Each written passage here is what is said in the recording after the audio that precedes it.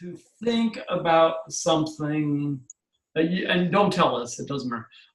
Think, and if you don't think about it, feel it, but just something that's in your past, that's kind of lingering in there, nothing hyper traumatic, but something that's lingering or feels kind of yucky in your past that you want to integrate, kind of resolve and make okay. You don't even have to consciously know what it is, but as long as you can feel it or sense it, or like something in the background, some pattern or something. And hold out your finger from that hand. Good, and just hold it out just hold it out like this for a minute. So this is going to represent, that'll be the finger that's kind of tends to be that same finger that represents whatever that is, that feeling, okay?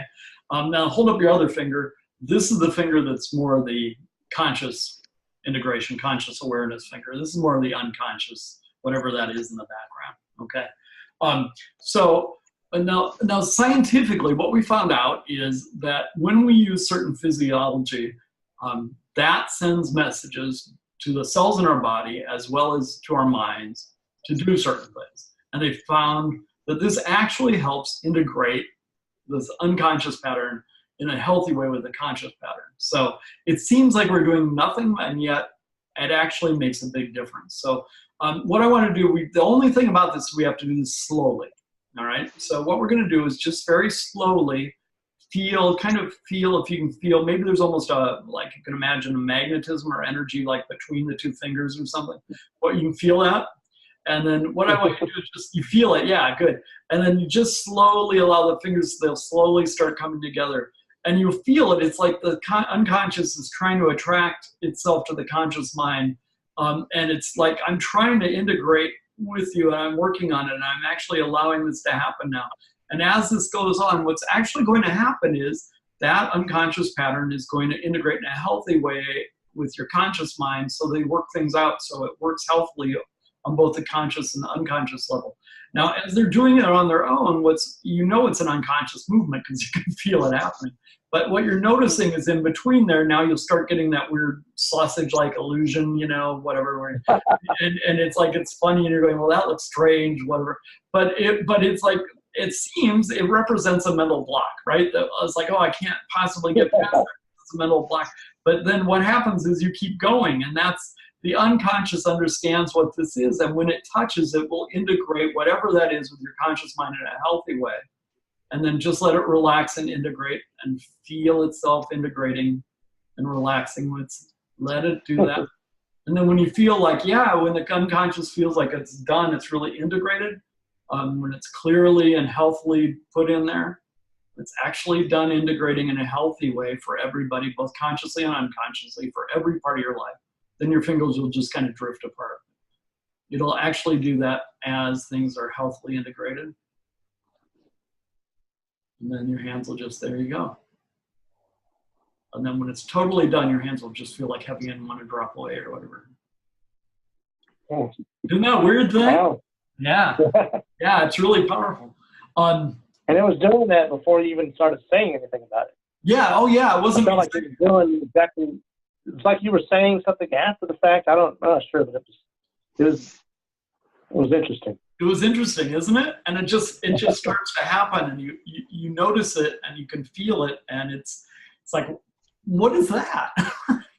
But what it really is, it's actually the unconscious putting things together, right? It's bringing it, saying, yes, thank you for acknowledging me. Now that you know I have this issue, let's go resolve it. So when you give it the opportunity, it says, yes, okay, I'm honestly ready to integrate this in a way that's healthy now instead. And that's why I say I don't need to know what it is. It doesn't matter.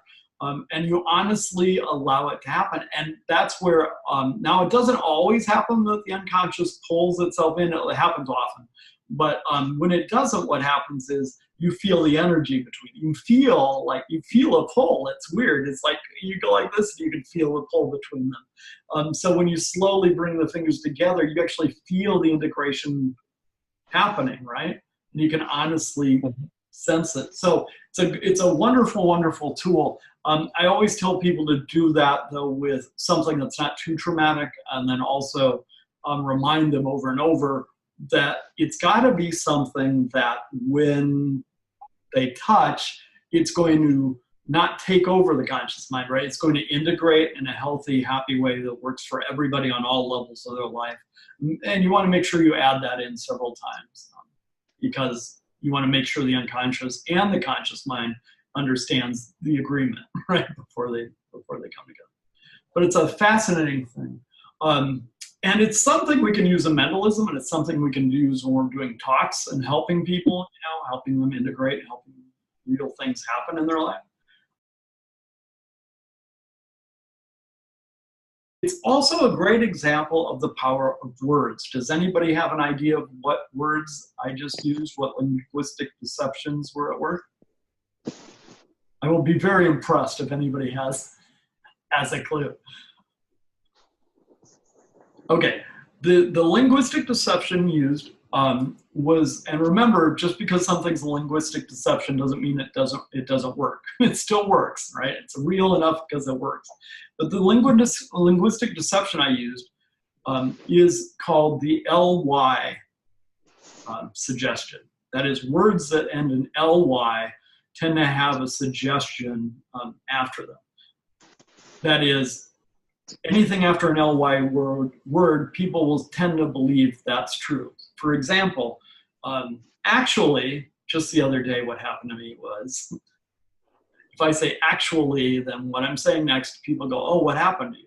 If I say obviously, you have to be careful of the power of this, people will go, yeah, well, sure. Why? Because I used an ly word, obviously. If I say scientifically, we know that, people go, oh, okay, that must be true. So it's simply using ly words.